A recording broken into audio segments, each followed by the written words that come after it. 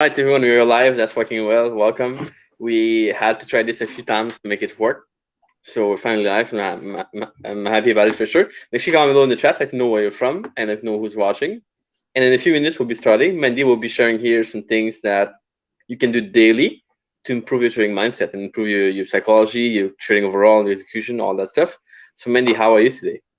I'm really, really well, thanks, Etienne. The sun is shining. It's freezing cold here, which is unusual for Melbourne. Like it gets cold, but we were below zero, I think, last night because when I went to the garden this morning to do my Wim Hof breathing, um, it was, ice on the lawn. So I've never seen that here, to be honest. So yes, and I'm so eternally grateful because we live a normal life here in Australia, like no masks, only on public transport, really. Um, and I try to remind myself every day how you guys in countries like the UK or Germany or America still so affected by COVID. So eternal gratitude at the moment, and I hope that everyone has the experience to get back to normal or whatever the new normal is as well. Yeah. Yeah, that's really cool. Here in Thailand, it's getting also kind of worse slowly, but it's been not too Yeah. bad overall compared to other countries for sure. But it's still definitely not normal. So interesting that you mentioned that. Yeah, you Cool. forget, huh? Definitely for sure. Yeah, yeah. Mm, So let's begin and let's kind of start to talk about things that you think about when you think about things you can do daily or daily practices to become a yeah. better trader overall. So, and there's a reason why I started with that example of COVID, because we were the first country in the world, I think, who went into like a full on lock, well, not country, only our state here in Victoria. We went into full kick-ass lockdown for 4 months in last year. So until July, the 7th of July, because remember, it was just a few days before my birthday and I had to, I had to cancel my birthday party. So we were in lockdown until December. And so we were the first country. No one took notice of what we went through because the rest of the world was just living normally. And we had the experience of that's going to be forever like that. You when you're in in in the middle of these experiences, you think they never end. And so we opened up just before Christmas, and I know um, it's controversial, but kudos to our government. They did a lot of things wrong, but a lot of things really well as well, and hence we have rarely any COVID cases now. You guys over there who go through full blown COVID and lockdown, especially, I see on Twitter some friends from the UK who are starting to break down because just find it too hard to deal with a lockdown. Remember that better times will come. And this is really the yin and the yang symbol, isn't it? The darkness and the light. And always remember, after the darkness, there will always light. And also remember, after the light will come darkness. So the Bible calls it 7 good years, 7 bad years. And it's not about being religious. It's about understanding the flow and the flow of nature. And this is really important to remember when we trade.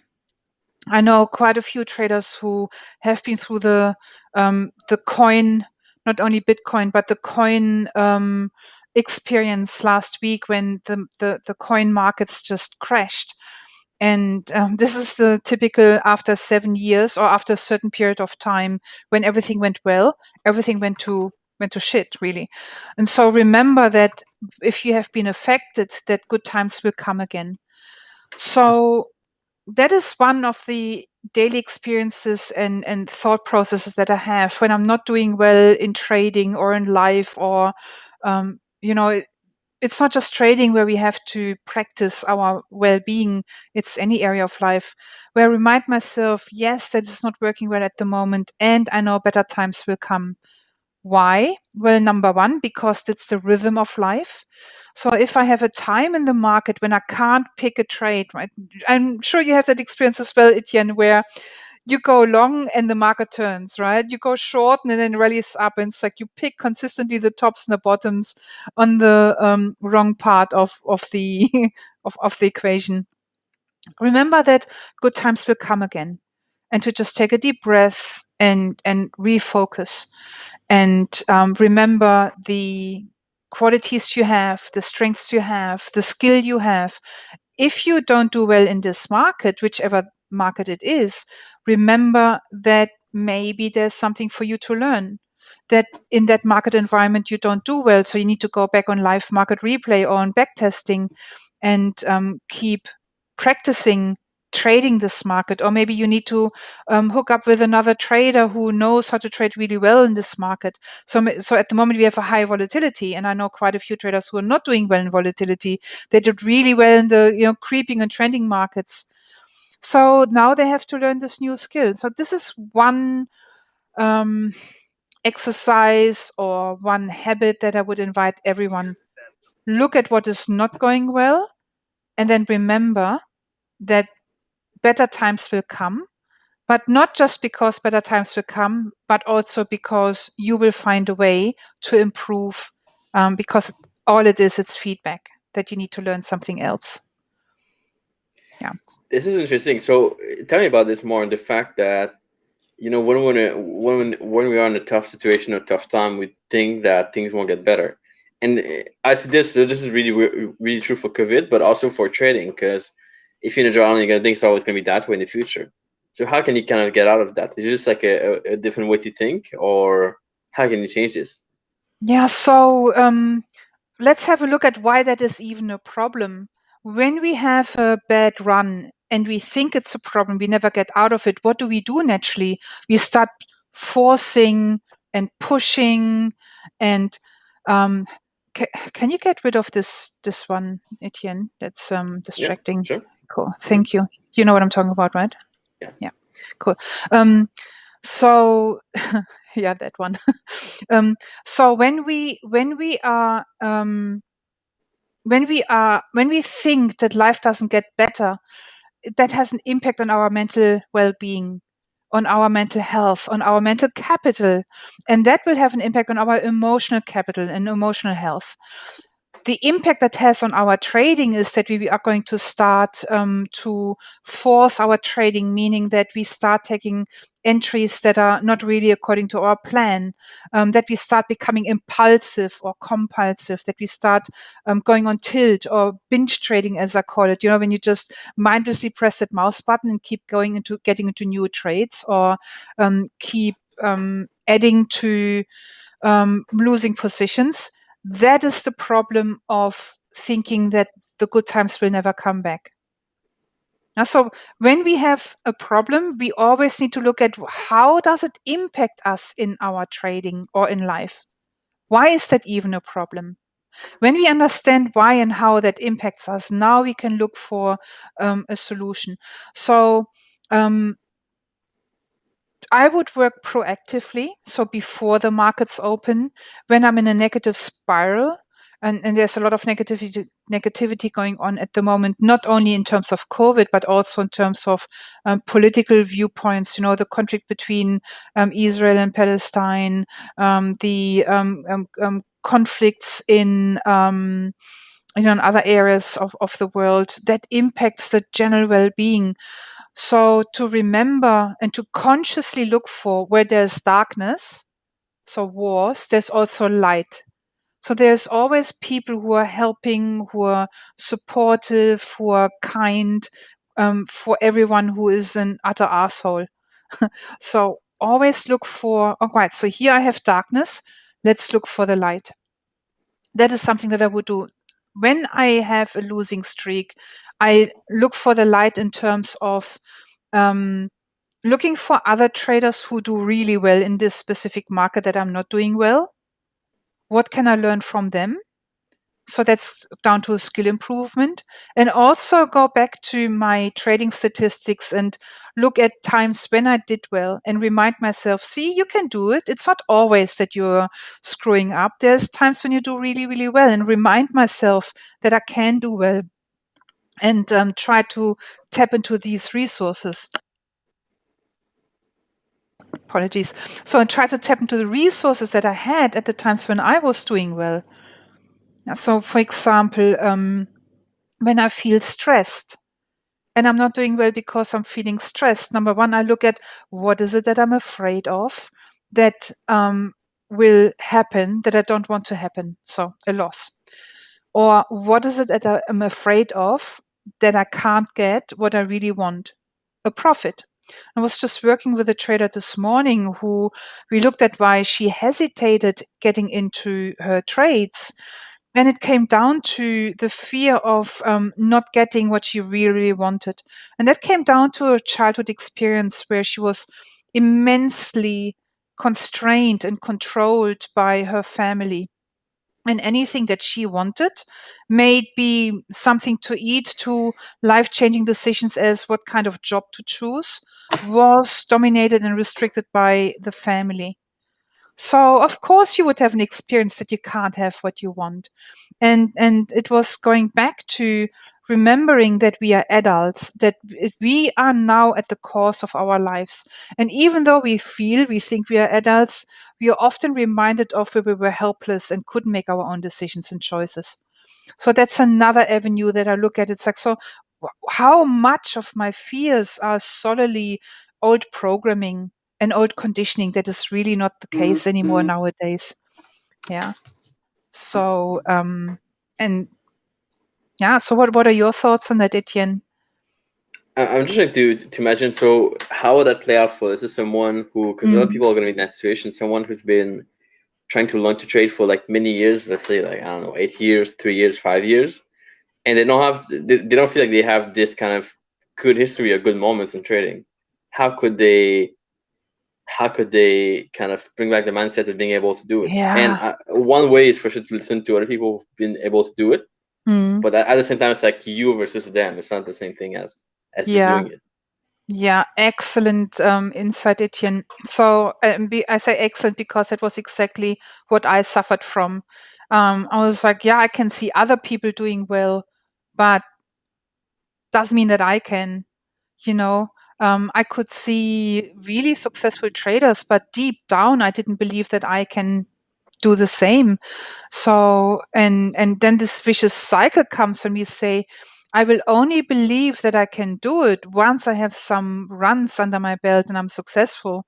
I have some profits to show for, and I've proven myself that I can do it.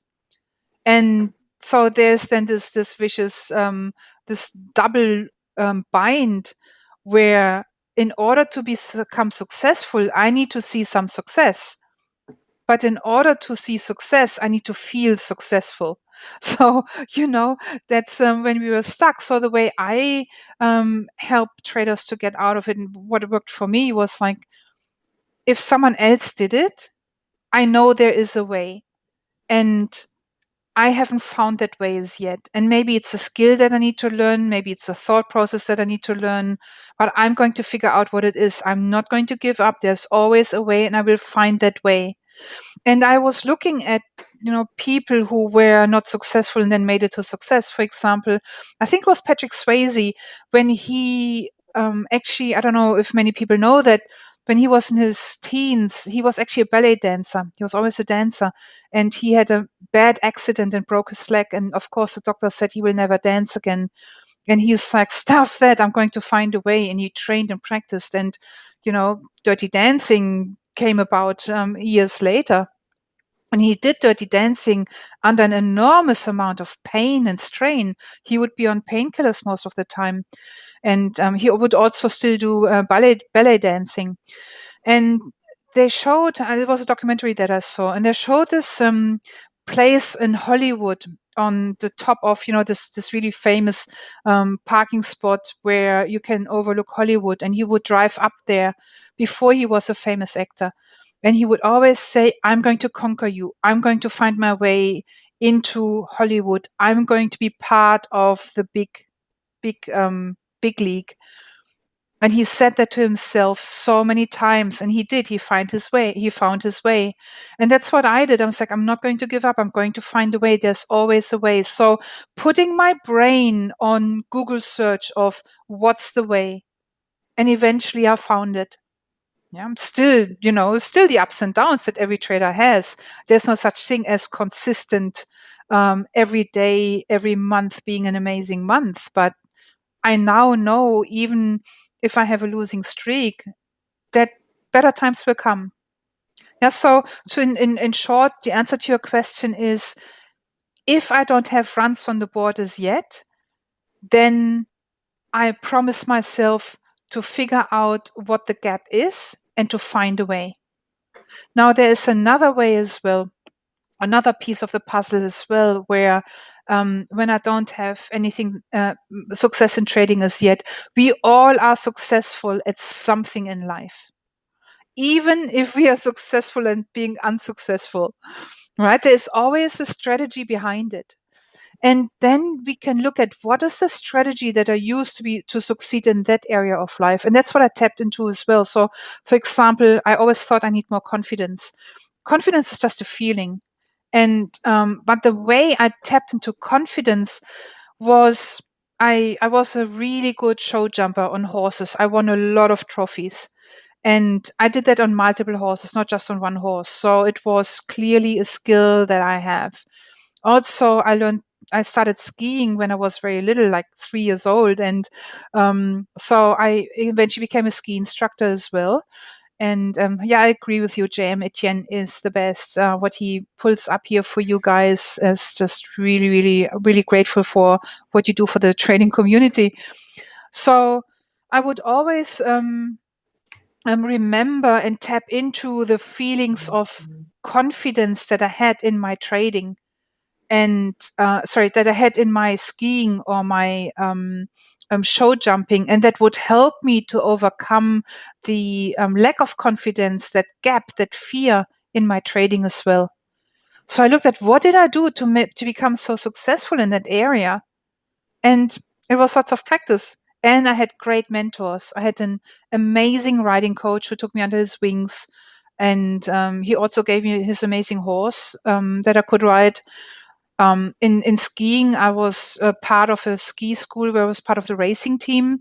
So again, had amazing mentors, and that's really the two parts. Find yourself an amazing mentor. Do your due diligence. I was just working with a trader who spent $2,000 on a training from a very successful YouTube marketer, and I can't say the name because you all would know him. He's got about 800,000 followers on YouTube. That's what I'm saying. And his system is shit. And I said to him, did you ask for proof that the system works? And Etienne, I know you always did your back test. You always have your statistics. You did that for yourself. And so there was nothing in the training that would show that the system works, that it has an edge, nothing. So this trader, and bless him, completely naive, gullible, made a bad decision. He lost $50,000 pounds. So he's a trader in the UK, and my heart is bleeding for him because it was all the money he had. Now, yes, I know he was being stupid, and he shouldn't have gotten to this point, but man, we all have done stupid things. And I'm grateful now that he reached out, and I'm able to guide him and help him, because I think he really has what it takes to succeed. But first, he needs to learn how to do due diligence. Yeah. Do you have any other ideas, Etienne? Well, so that was, first of all, a really good point, and that was something I think makes a lot of sense. Now, yeah, like you mentioned, people can always be successful in some things, maybe not the things that they want, but some parts of things. And like you mentioned, the mentors, the keeping at it is really important as well. So I think that's the best thing. From there, I don't know what to add to it, but that was really good. Yeah. So tell me about, we kind of discussed the mindset part of it, being able to feel ready for the market and stuff. Mm-hmm. Tell me about, are there some things you can do to, like, before you go into trading, to make sure that emotions don't affect you too much when you trade? Or you kind of, not that you master them, because we discussed you cannot before, but that you are able to kind of deal with your emotions better. Yeah. So, by the way, VMOS, we are live. So if you have any questions, Yes, we're live. post it in the chat, and we'll take care of it, as long as they're trading related, of course, So, in terms of preparing yourself for the markets, as you know, I'm really into the Wim Hof thing at the moment. I'm really exploring it. And so I hear traders saying, when I'm in a trade and I get anxious, I am doing the Wim Hof breathing. And I say, that's too late. When you do this work, when you're anxious, then it's, you need to do that before you get into the trade so that you start curbing anxiousness before you get into the market. When you're in the market, then you're already at the mercy of your emotions. It's too late. So we want to look at how can we be mentally, emotionally, and physically fit in order to deal with the challenges of trading. And when we start with looking at being mentally fit, so for example, practicing how to focus. And I was working with a trader last week who finds it incredibly challenging to go to the gym. So he hangs in front of he only wants to trade 4 hours, but he hangs in front, he hangs in front of the computer all day. And then he starts making bad trading decisions. So in the morning, he does really well the first 4 hours, and then he gives it all back. Like, not a good idea, is it? So he wanted to go to the gym after 4 hours. And I said, so what's stopping you going to the gym? He's like, I don't know. It's just like I feel like I need to be in front of the markets. I don't want to do anything else that's outside trading. And I said, going to the gym is not outside trading. It's part of your trading. So everything and anything that you do, you need to filter it through the context of trading. Let me just turn off this monitor because it's reflecting, isn't it? Maybe it's this one. Too many monitors. Still reflecting. Never mind. So when I go to the gym, I practice focus. When I do the exercises, I try to solidly focus on the movement of my muscles, on my breathing. So at the same time as I practice focusing, I also practice mindfulness, because that's mindfulness, being present in the moment. In order to trade really well, what I found is one of the key ingredients of trading really well is being present in the moment. Another word for being present in the moment is focus. When you don't think about worrying about the future, where you don't regret the past, where you don't start fantasizing about the future on the cars that you can buy, the um, house that you can buy for your mom, all these fantasies, you're just present in the here and now. And that's why I love ice baths so much, because it's so challenging. All you can do is think about the cold water right now. So really practice focusing and being present in the moment. Whatever you do, when you cook, when you prepare food, don't be in la la land and think about everything else unless it's strategic thinking. So as you know, and I know you're really big on that, Etienne, planning for the future. So we have to put a plan in place, a performance improvement plan, a plan for how we want our life to look like, and then roll with it. And if changes occur, then we need to change our plan.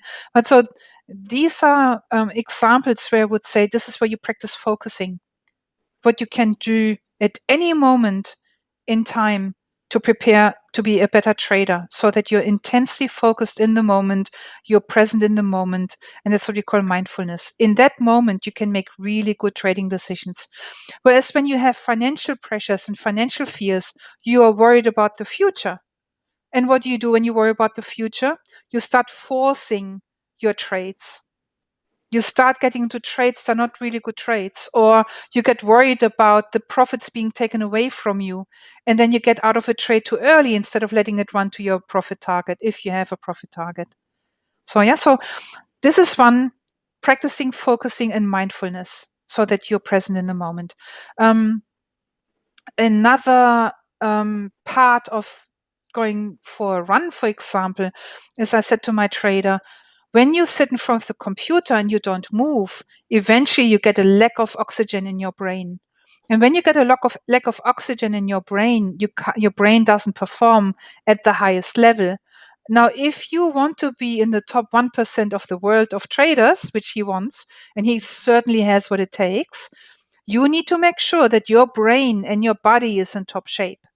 So go to the park and breathe, either do Wim Hof breathing or go for a run to oxygenize your brain.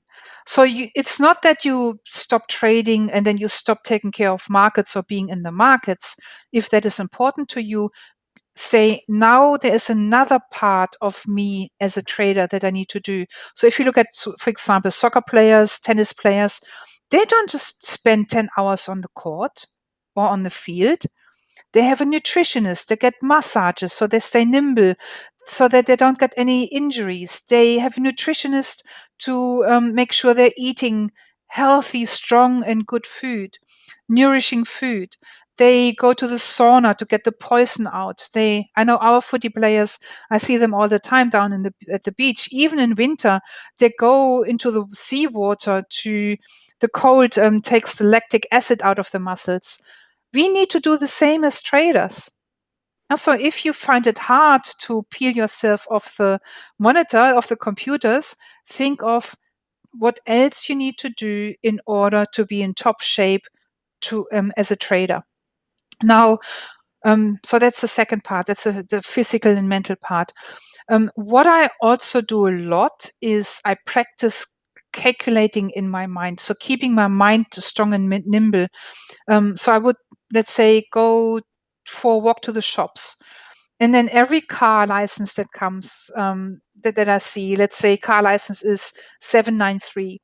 Then in my mind, I do, okay, 7 times 9, 97 times 3, 7 times 93.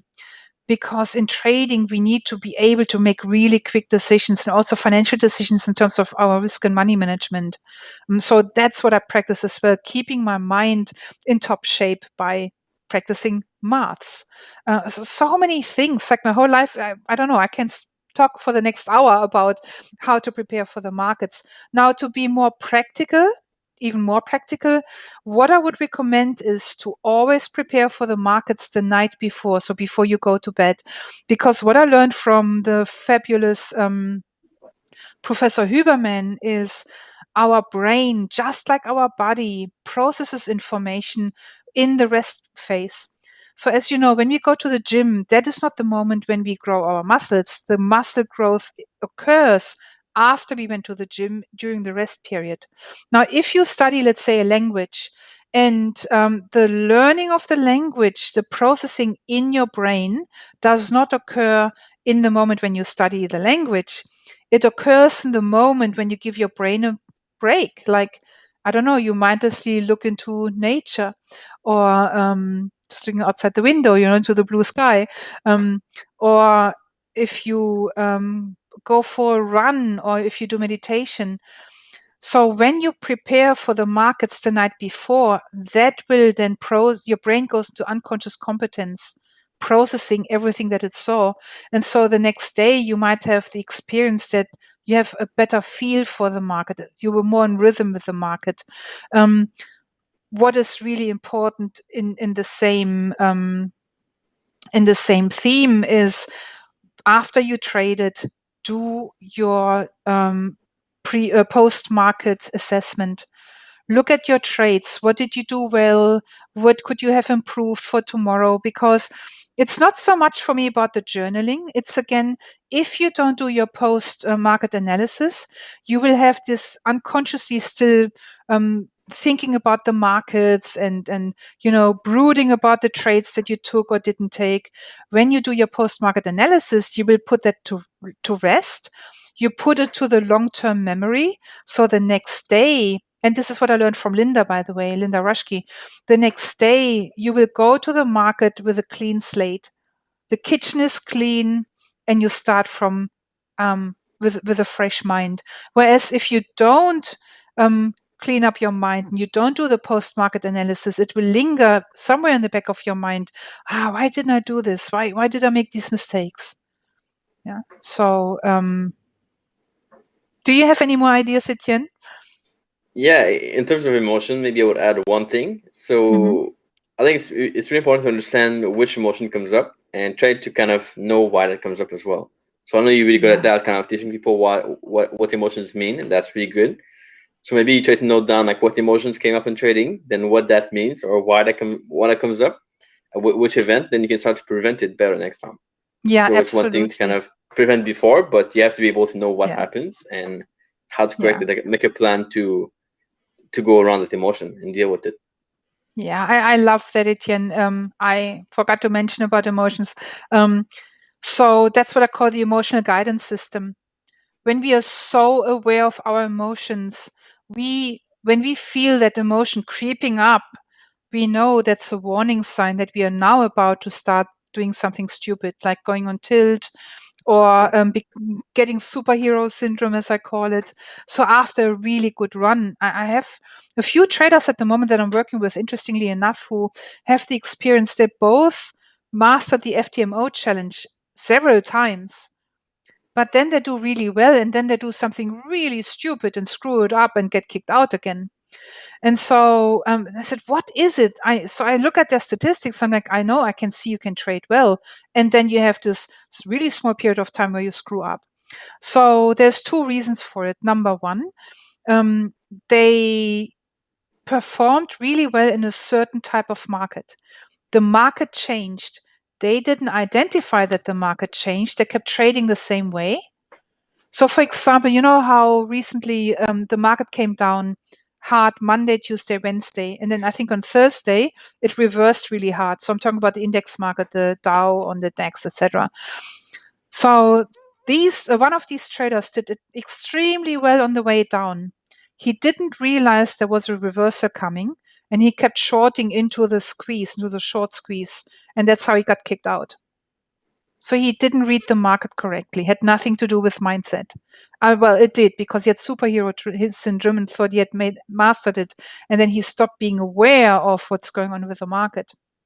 So that's one occurrence. The other occurrence is that in the other guy's case, it was he doesn't have much joy in his life, so his emotional silos are really empty. Trading, of course, makes us feel good, right? Especially when we have massive profits. And so when we start becoming very addictive in our trading behavior, meaning even though we know we should slow down, we have this little whisper in the back of our mind saying, time to take a break, you need to recover. Then we need to notice this little whisper and stop trading. But he ignored it. And because he wanted more of this feel good feeling, he wanted more and more and more. Like, when you start having a piece of chocolate and then in no time you have eaten the whole block of chocolates. It's the same thing. So when in terms of Professor Huberman's work, what that is, we have a deficit of happy hormones, whatever they are. It's a mixture, right? We get happy hormones from trading, but our silos are still only half full. The trading, the market doesn't give us enough good setup. So we start forcing it because we want more of the happy hormones. And so when we understand how our emotions then get triggered in terms of, for example, now the opposite from happy hormones, let's say, and this is also something that I come across very often, a trader was doing well, then they have a loss, and then they have this intense urge to make that loss back straight away. In each and every one of those cases, it had nothing to do with the trade. It was always some sort of severe punishment when they made mistakes as children. Was working, for example, with a trader, amazing guy, who, as an 11-year-old, his father was very well-meaning. So he put a whiteboard into his room and practiced into his bedroom, right? So negative anchoring already in the bedroom. His safe zone was being compromised. The father practiced maths with him to subtraction, divide, add numbers, whatever 11-year-olds do at school. I'm not quite sure. And so every time, so the father would say, for example, how much is 3 times 14? And then he would give the wrong answer. And then the father would belt him. So for every wrong answer, one hit on his ass with a belt. right? And so that conditioning, that fear of making a mistake, so deeply ingrained for him that impacted his trading. So it doesn't even need to be that extreme. It can be something. You're smiling. You recognize something. Do you want to add something, Etienne? No, just a comment. It's okay. It's Okay, totally cool. fine. So yeah, sometimes they're funny. Yeah. All good. So so you can see that had nothing to do with his trading. It had to do with his unconscious programming of the fear of making a mistake. That was where the intense urge and impulsiveness came of wanting to recover the loss. Now, what he then practiced and trained was he had a loss. He felt the urge of wanting to make that money back straight away, even though the market wasn't giving him any setups. And then he could say, that's all right. I can deal with that feeling. I know it's just something from the past. And that's not the case anymore. And then, I can step away. I can make that loss back tomorrow. So this is, for example, how you can deal with your emotions as well. For everyone, it might be a different story, but the dynamics, the structure, the context would be pretty much the same.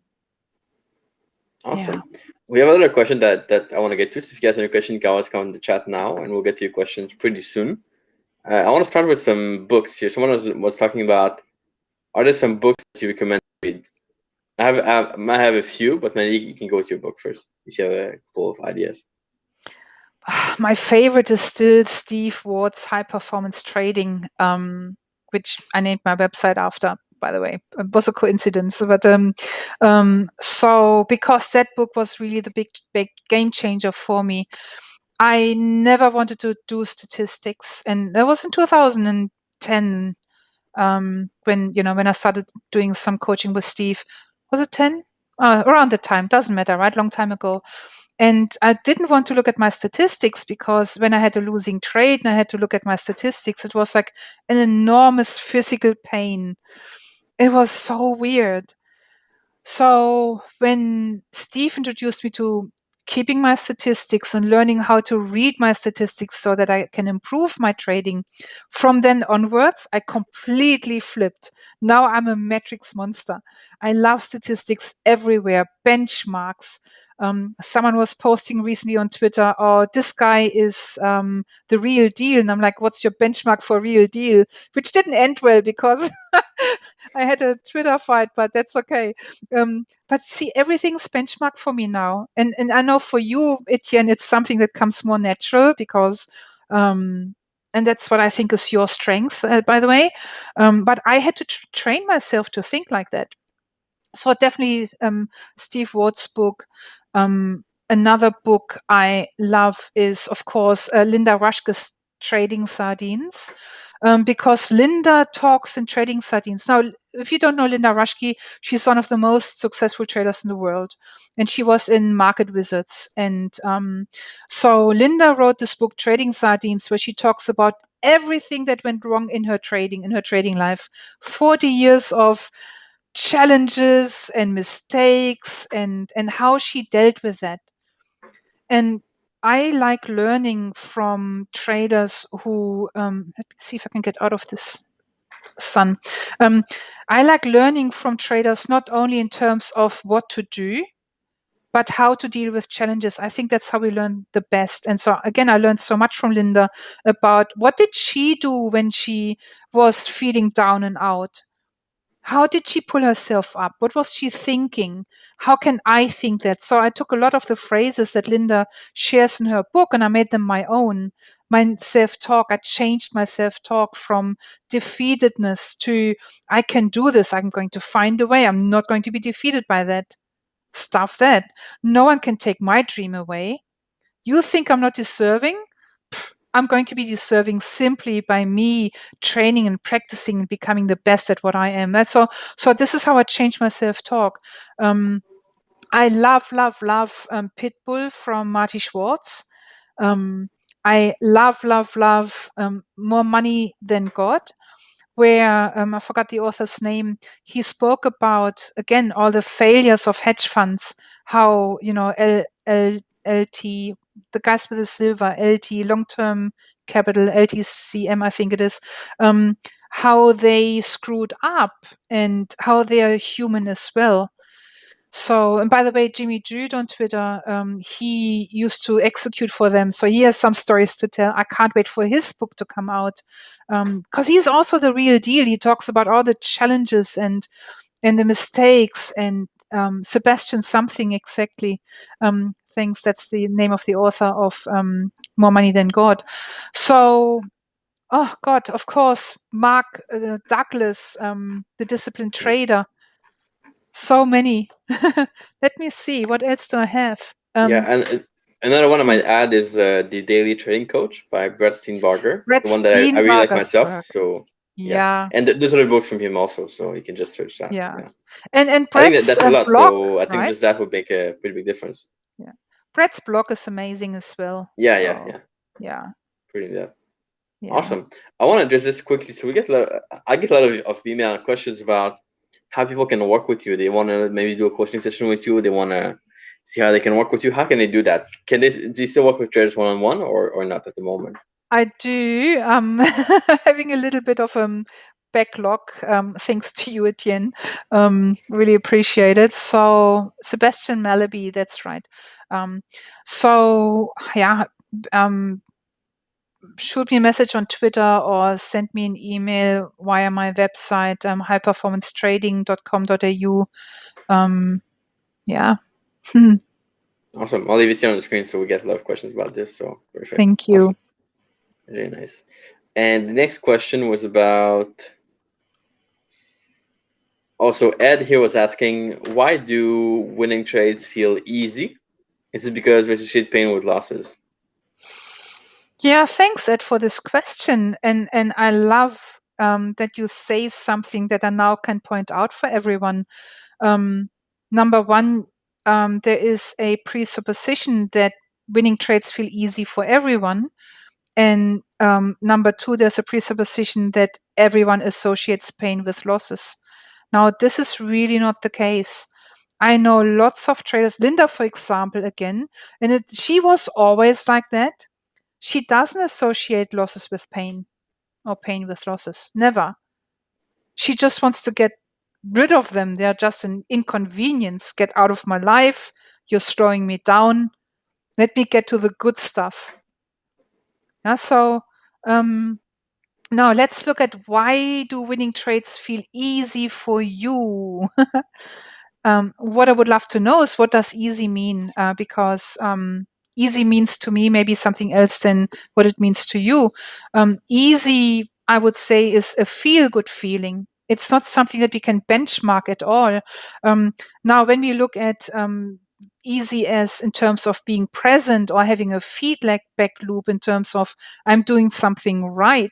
So can you see how I use your word easy and now define it more so we can actually benchmark it, that we can say, now I know what easy means. And everybody here can follow your experience of easy. Now, if you look at associating pain with losses, I love that as well, because if you are someone who associates who has an association between losses and pain, very often, and not always, I'm generalizing here because again, I don't know much of you, very often this pain has nothing to do with trading. This pain is something that's an echo from the past, where maybe we experienced abandonment as a child. I was working with a trader recently who, every time he did something wrong in the view of the parents, he was being locked in his room for days and not being let out. So worked with a trader who lost parents really early. So that kind of trauma, that can be what the echo is from the past. Yeah, so it doesn't always need to be, but often it is when there is an intense pain associated with losses. Because if you look at losses now, logically and objectively, what's the big deal? I mean, I don't know about you guys, but I spent enormous amounts of money in stupid things like, again, my favorite example, that pair of shoes for $300 that I bought that I never wore because simply they hurt. They weren't comfortable. I didn't feel a pain about it. I didn't feel guilty or ashamed about it. but then I would lose $20 in the markets, and all that came up, all that was triggered. So clearly not objectively, clearly irrational. And then looking at what is that irrationality, what is that we are really in pain about. Yeah? So sorry, I can't give you more insights, Ed. I would need to have more context in order to know how to respond. I feel like I have a laser eye. You know those laser eyes on the Bitcoin guys? Yeah, no big deal. It's not that crazy. So you don't have a lot of Bitcoin, so it's fine. Cool. Let's see the other question. So we had here a question from a question about someone says, I keep blowing a live account, but I'm able to grow a $1,000 demo account. I need advice. One thing I want to point out here is, first of all, the data part. So in a sense that if you are risking too much in the account, maybe you're lucky and you grow your demo account, but the live account might fail. Or maybe you get to a point where, yeah, your live account blow up faster, or you make stupid decisions. That could be it. So there's part of data and part of the risk on this. But Mandi, I want to hear your thoughts on the mindset aspect behind this. Sounds to me like performance anxiety. What do you reckon, Etienne? You know, those guys who do really well in training and then they get onto the court or onto the soccer field and they freeze. Yeah. Yeah. I'm assuming that the person here is risking too much in the account, like trying to grow the account fast. But I could be wrong. I'm not sure if that's the case or not. Yeah. And so electronic parts, we would really need to have more details. So how specifically do you blow the live accounts? Because there's, I don't know, 10 different ways of blowing an account. Number one, you take lots of little losses, and those little losses add up to big losses until the account is gone. Number two, you take really good trades, then you have a few losses, you don't exit them, and this is how you blow your account. Number three, you have too many trades on at the same time. And I think this is what Etienne alluded to.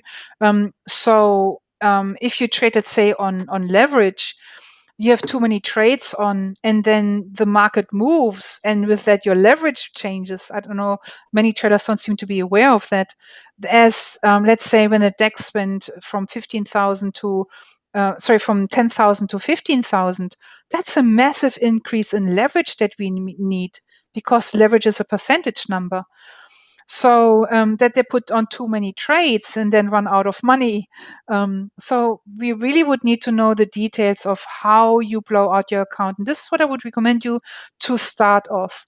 Get a journal and go through your losing trades and write down exactly what was the reason for that loss. And then list 10 different ways of how you did the loss, what you did. And you will find out that 80% of your losses are 20% of the behavior.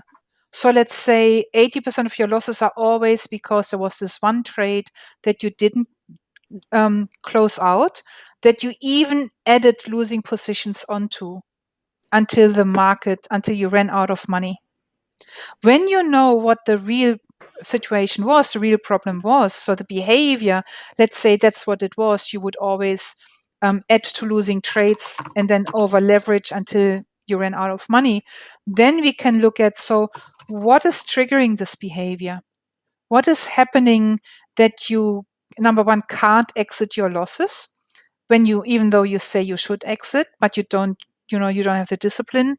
And number two, what is the addictive behavior of adding to your losing trades?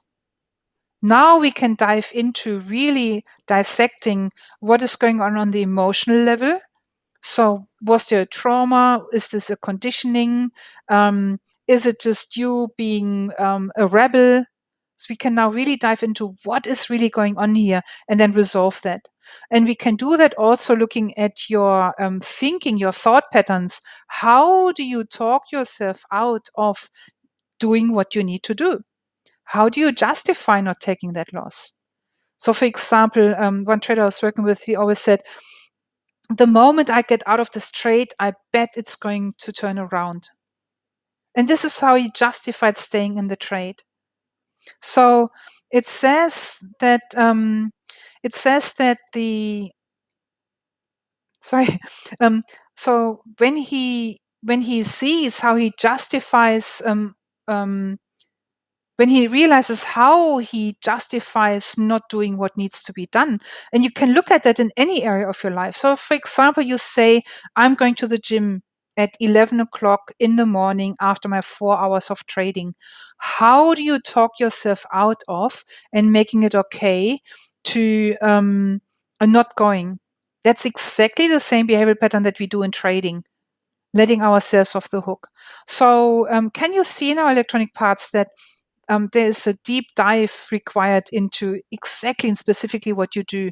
Ask yourself lots of questions and answer them. And ask yourself the questions on 3 levels. Number 1, what's your mindset? What are you thinking and feeling when you blow accounts? Number 2, what is your statistics telling you? I'm starting to freeze here. What is your statistics telling you in terms of what is the main mistake that you make and how can you change that? And number 3, look at your methodology. Is there something that you can improve in terms of your methodology that will help you to improve your trading? So I hope that answered your question. Is it all good, Awesome. Etienne? Very good. Yeah, Yeah, good. yeah, I'm back apparently. Mm. Cool. Yeah, so yeah, uh, I think I lost the chat here, so I can't see the questions we had before. But I think there was one that piqued my interest before. One about music. Someone was asking, is it a good idea to listen to music while trading? I think it can be and it cannot be, depending on how you do it. So, Mandy, Yeah. you want So to kind of share your thoughts? Linda, for example, she always listens to this. I call it woo-woo music. I don't know the name. It's this music that's like really subtle and it's like brain stimulating. Um, I don't like listening to anything at all. It distracts me. Others I know, I know this guy. He listens to hard rock because he needs to tap this aggressiveness and get it done and overcome his fears, and that really works for him. So it's a very personal experience. Yeah. So that's pretty much all I have to say about music. In terms of what I would do is I would listen to music beforehand. So to get you into a certain state, I was working with a trader. She loves music. We were talking about how music it raises your vibration. And my kinesiologist, she is using sound, like those sound bowls, to help people overcome trauma and pain. Because as you know, trauma and pain is what we physically hold in our muscles. So with a sound vibration, you can actually release that out of your body as well. Look at the right? Is the highest vibration. It can vibrate through your whole body. So any white noise can help. Yeah. Again, I prefer not to hear anything at all.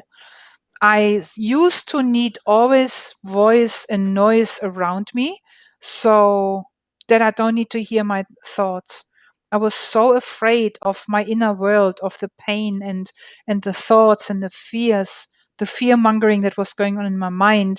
I couldn't even sleep without having an audiobook running all night. I was sleeping with an audiobook in my earphones all night. Now it's the opposite. Now I have so much inner peace that I don't need that anymore.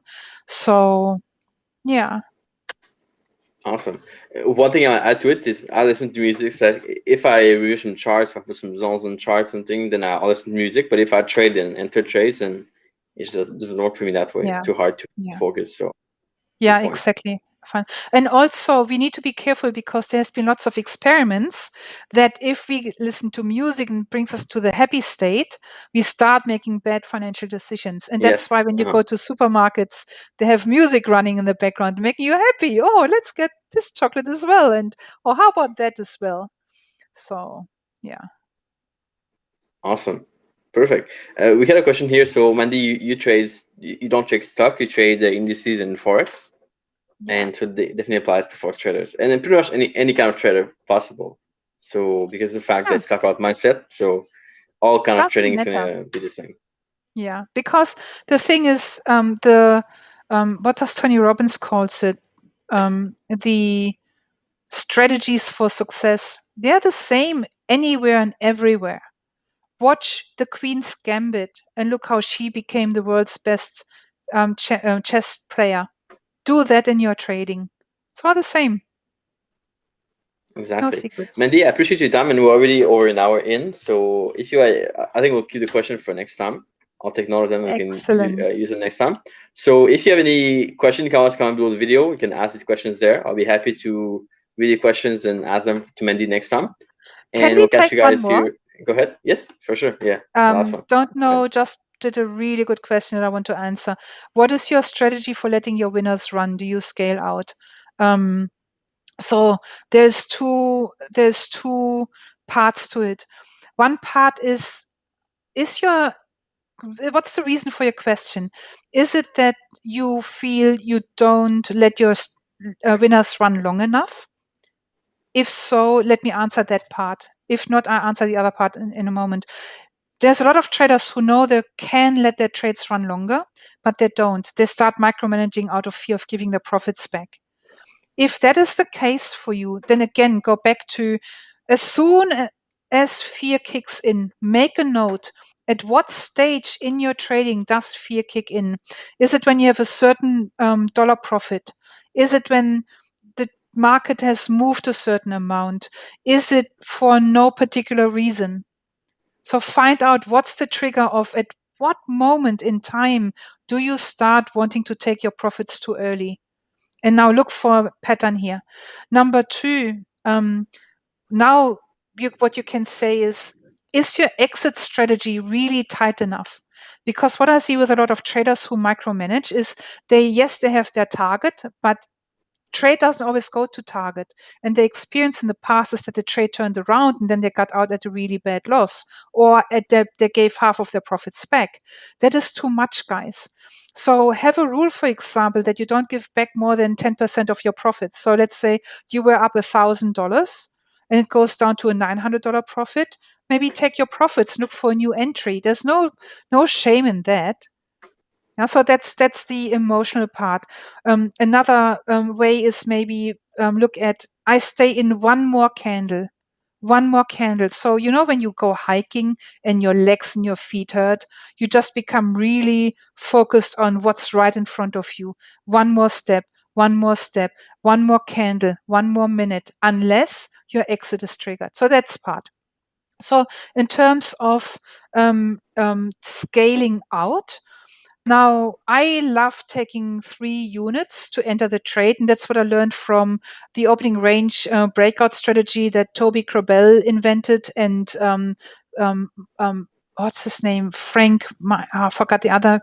It's this guy from the 90s. He wrote a book. So where you enter with 3 contracts. The first contract you get out in order to cover your costs. The second contract you get out again fairly quickly to lock in some profits. And the third contract you get out so you put all your stop losses into break even. You get out either when the market turns, or you think the market turns, or you get out at break even. That's okay. But this is how you then get the really long runners. The one more candle, Vimos, is not really a trailing stop experience, because what I've found is even when traders have trailing stops, the fear still kicks in, the fear of the profits being taken away from them. So what we need to do is we need to learn that no one can take our profits away except us, that we are in control. And so the one more candle is right now this feeling creeps up of I'm afraid my profits being taken away from me, even though technically there is no reason to exit. And to say to myself, I can be with this feeling. I can feel that feeling. I can Be with the fear, nothing will happen. We always have fear. I can have the fear right there and still focus on my job as a trader.